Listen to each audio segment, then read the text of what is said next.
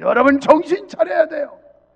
여러분이 진정으로 명성교회 교인이라면, 여러분이 진정으로 하나님의 백성이라면 정신을 똑바로 차리고 세대를 보아야 합니다. 마태복음 16장 3절에 보면 아침에 하늘이 붉고 흐리면 오늘은 날이 굳겠다 하나니 너희가 천기는 분별할 줄 아면서 이 시대의 표적은 분별할 수 없느냐라고 예수님께서 책망하셨습니다. 우리는 영적인 안목으로, 영적인 생각으로 이 시대를 분별해야 합니다. 사랑하는 여러분, 우리는 영적인 생각을 열어야 하고 영적인 눈을 떠야 합니다. 하나님의 뜻이 어디 있는지, 하나님의 섭리가 무엇인지, 오늘 이 시대의 교회가 어떻게 대처해야 할 것인지, 오늘 우리 교회는 어떻게 신앙을 사수해야 될 것인지. 우리 한국교회 일본 순사의 칼날 앞에도 무릎 꿇지 않았고 예배를 포기하지 않았습니다. 6.25 전쟁의 공산당의 총칼 앞에서도 우리 믿음의 선배들은 피 흘려 죽으면서까지도 믿음을 지켰습니다. 우리 교회는 이 믿음의 선배들의 신앙의 정신을 적극 지지합니다. 또한 우리 교회는 이런 믿음을 계승해야 하고, 어떤 경우에도 여호와의 신앙을 포기한다든지 예배를 파괴하는 세력과 야합한다든지, 그리고 그런 세력에 편승할 수도 해서도 안 될 것입니다. 우리 교회가 언제 이렇게 무기력했길래 성도들 몇 사람들이 어쩌고 저쩌고 합니까? 우리 교회는 그래도 내공이 있는 교회예요. 그러니까 안티들이 죽자 사자 명성교회 식구 덤비는 거예요. 하나님이 함께하는 교회 망하지 않습니다. 하나님이 우리 교회에 붙들고 계신 줄 나는 확실히 믿습니다. 여러분, 어찌하시렵니까? 우리가 하나님을 선택할 것이냐, 인간을 선택할 것이냐, 하나님의 뜻을 선택할 것이냐, 세상의 사상을 선택할 것이냐.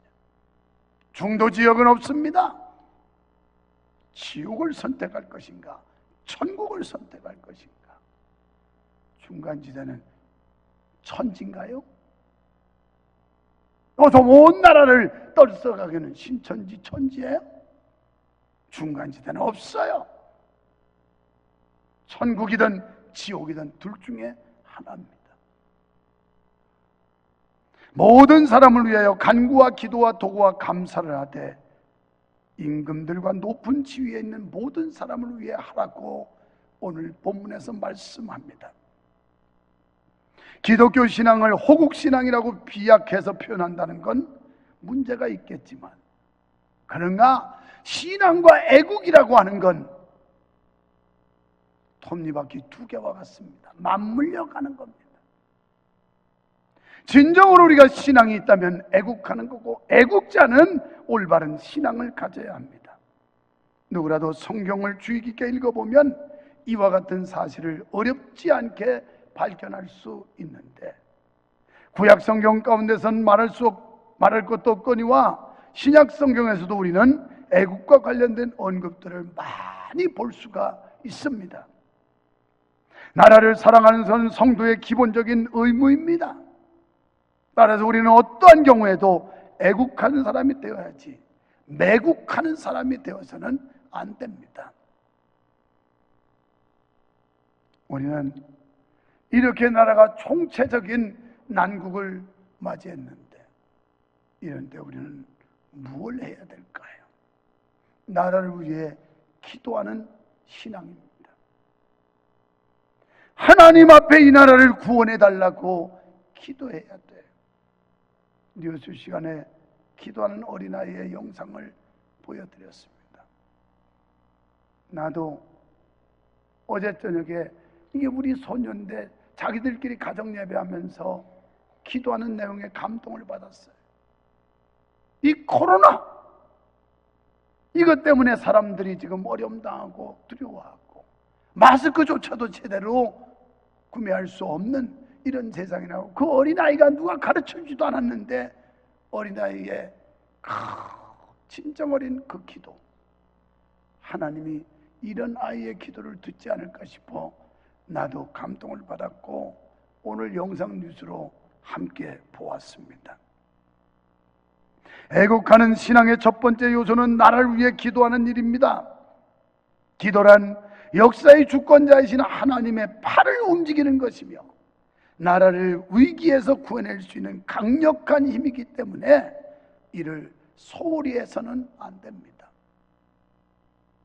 이런 때일수록 우리는 나라를 위해서 기도해야 합니다. 하나님의 긍휼을 구해야 합니다.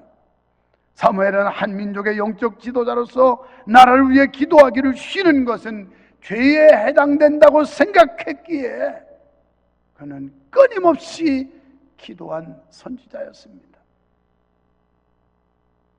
여러 가지 이유와 형편 때문에 지금 우리는 모든 주중의 모임을 다 중지했습니다.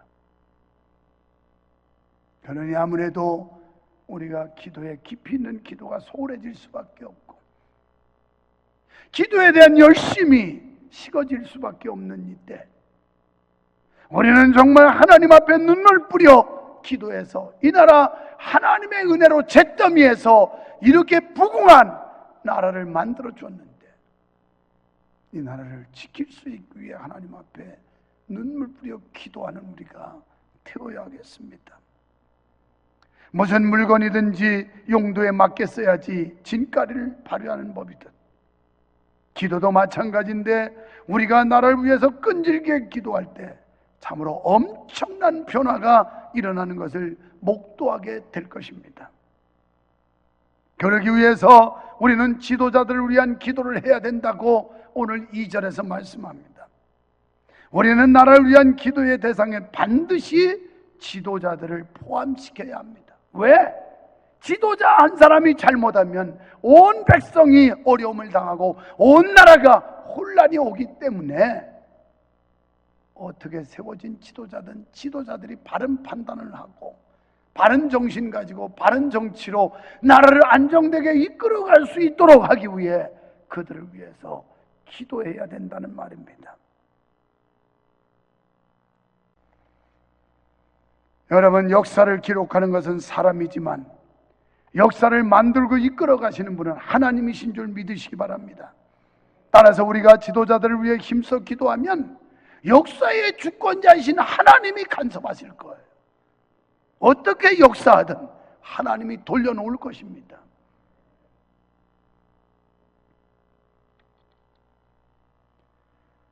그리고 제도적인 개혁을 위해 기도해야 됩니다.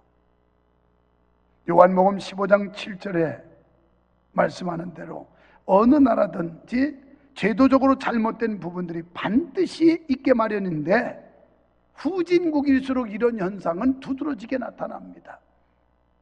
때문에 이를 개혁하기 위한 여러 가지 방법들이 시도되게 마련인데 우리 성도들이 가장 먼저 힘써야 하는 것은 기도라는 사실을 명심해야 되겠습니다. 존 낙스 장로교 창시자이며 스코틀랜드의 개혁자였습니다. 낙스의 기도가 독재자에게 가장 큰 부담을 주었다는 역사적 사실이 우리에게 주는 교훈이 무엇입니까? 그러니까 인간의 지혜와 방법은 하나님의 능력을 이기지 못한다는 거예요. 메리 여왕이 영국 교회를 핍박했습니다. 그리고 모든 그리스도인을 잡아 죽이라고 했습니다. 그때 존 낙스는 불철주야 하나님께 기도했습니다. 그랬더니 메리 여왕은 죽을 병이 들어서 결국 죽어갑니다.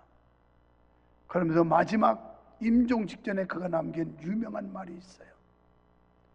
나는 100만 명의 군대보다 저 존 낙스의 기도가 더 두렵다.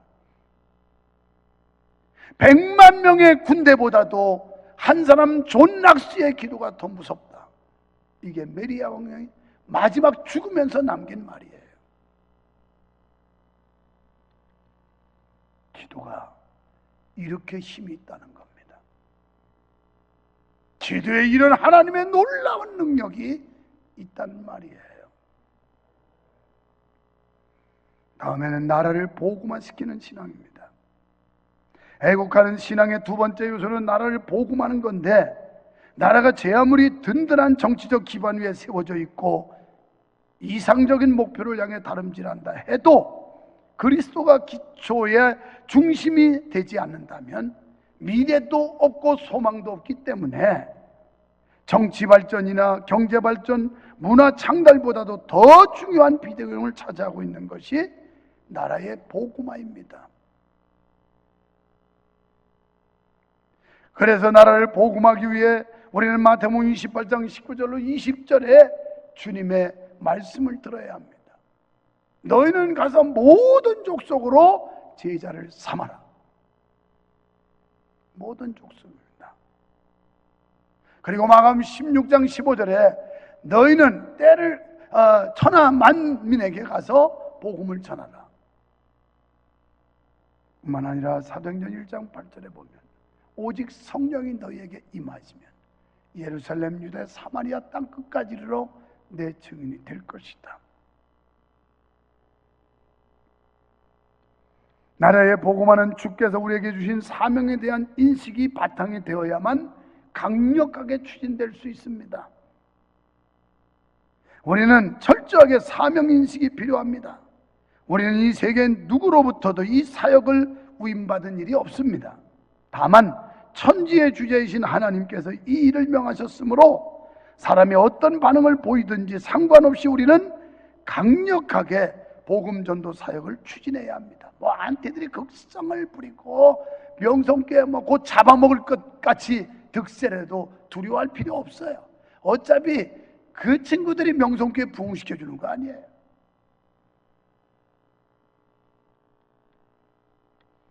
그게 그렇게 두렵습니까?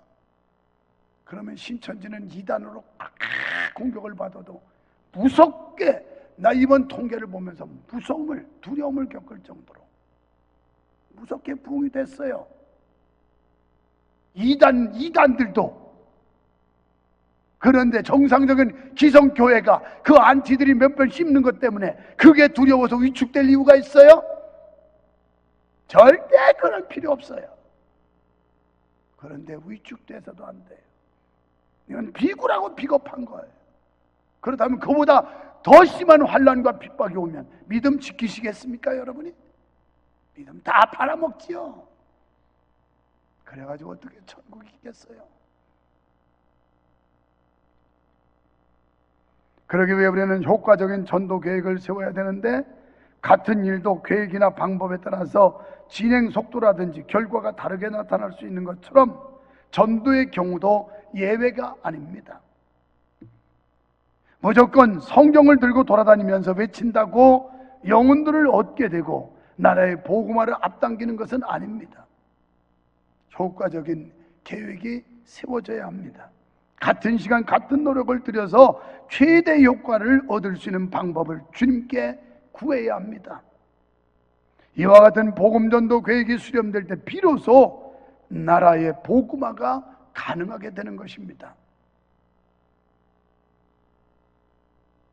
익히 알고 있었던 바지만 신천지의 이 포교 전략, 어떻게 보면 우리 기성교회가 부끄러운 겁니다.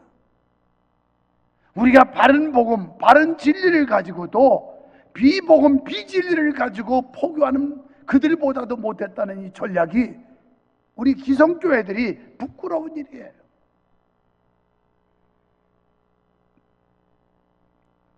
큰 세 번째로 나라를 바르게 이끄는 신앙입니다. 애국하는 신앙의 마지막 한 가지 요소는 나라를 바르게 이끄는 것이에요. 아무리 나라가 융성하고 국민들이 윤택한 생활을 하더라도 바로 가고 있지 않는다면 문제가 매우 심각하기 때문에 바르게 이끄는 것이 필요합니다. 이런 노력이 따라야 전쟁의 억제라든지 경제 균형 분배 등이 가능하게 되는 겁니다. 여러분, 세례 요한이 사두개인 바리새인을 향해 독사의 자식들이라고 책망한 내용을 우리는 들어봐야 합니다.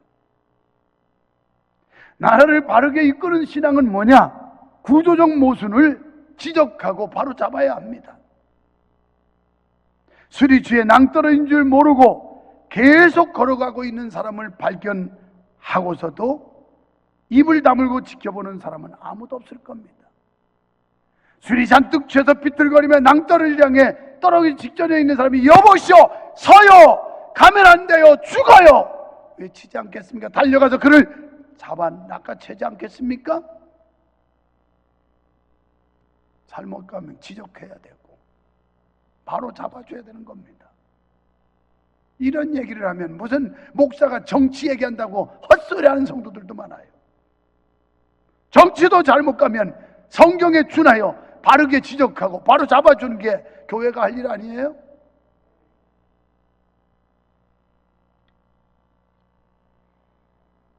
나라가 안고 있는 구조적 모순의 경우도 이와 같아서 눈이 밝아 이를 볼 수 있는 성도들이 지적해 줘야만 합니다. 침묵하면 나라가 망할 수밖에 없습니다. 설사 이로 인해 불이익이 생긴다 할지라도 지적하는 것은 성도에게 주어진 의무예요. 불이익이 생길 수 있죠. 손해볼 수도 있죠.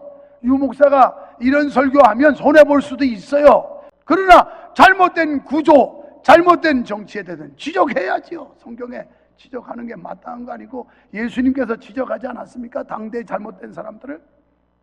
그게 왜 정치적이에요? 하나님의 나라, 하나님의 뜻을 이 땅에 이루기 위함인데 우리 성도님들 정신 똑바로 차려야 돼요. 좋은 목사 만난 줄 알아야 돼요. 사람 몇 명 더 모으려고 비겁하게 아부하고 있고 비굴하게 행동하는 그런 목사보다는 그래도 이 목사가 더 나은 거예요.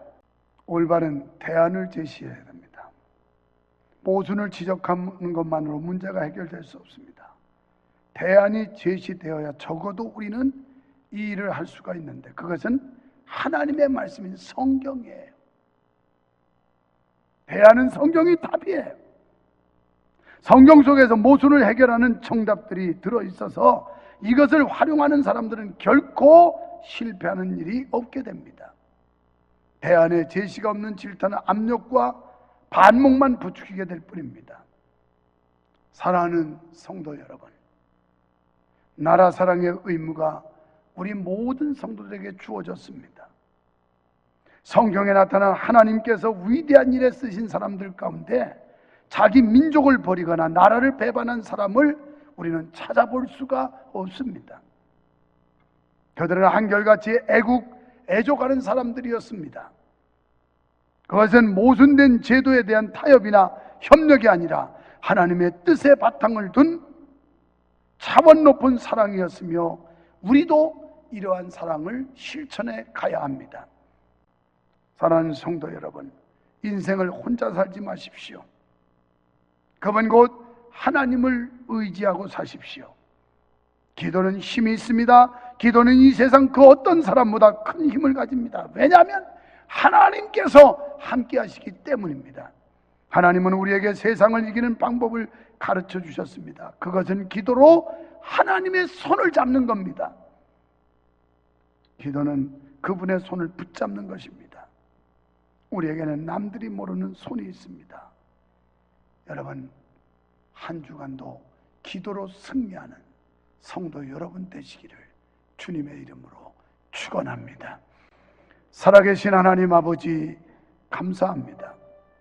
한나라의 흥망성쇠, 인간의 생사화복을 주장하시는 여호와 하나님, 지금 우리가 살고 있는 우리 대한민국, 하나님의 큰 은총과 축복을 받았던 대한민국은 총체적 위기를 겪고 있습니다. 이런 때 우리 모든 믿는 자들이 엎드려 기도하게 하시고 지도자가 바른 판단과 바른 생각을 가질 수 있기를 위해 기도하게 하시며 하나님이 주신 이 아름다운 나라를 지키기 위해 기도하는 성도들 되게 하여 주시옵소서. 우리가 애족하는 마음, 기독교는 역사적으로 나라가 위기에 당했을 때마다, 어려움에 봉착했을 때마다 그 위기를 극복하겠고, 그리고 성도들을 바로 이끌었으며 사회와 정부를 바로 인도함으로 인해서 오늘의 대한민국을 이루게 된 줄로 믿습니다. 이 시대 우리의 사명과 의무를 다시 찾게 하시며 주님 앞에 기도의 손을 높이 들고 하나님의 손을 붙잡게 하여 주시옵소서. 한 주간도 주님과 함께하는 주간, 승리하는 주간 되게 하실 줄 믿사옵고 예수님 이름으로 기도하옵나이다. 아멘.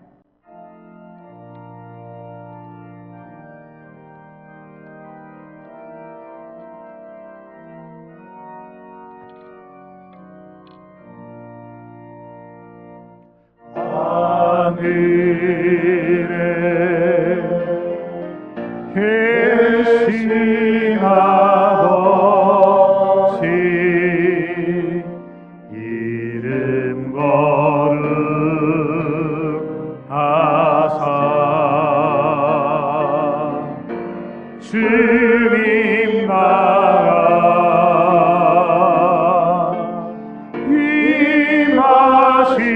임하시고 뜻이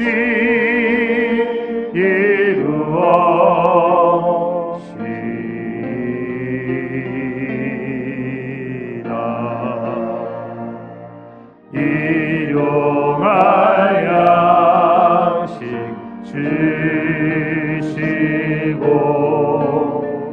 우리들의 큰 죄 다 용서하옵시고 또 시험에 들게 마시고 악에서 구원하소서. 대개 주의 나라 주의 권세 주의 영원히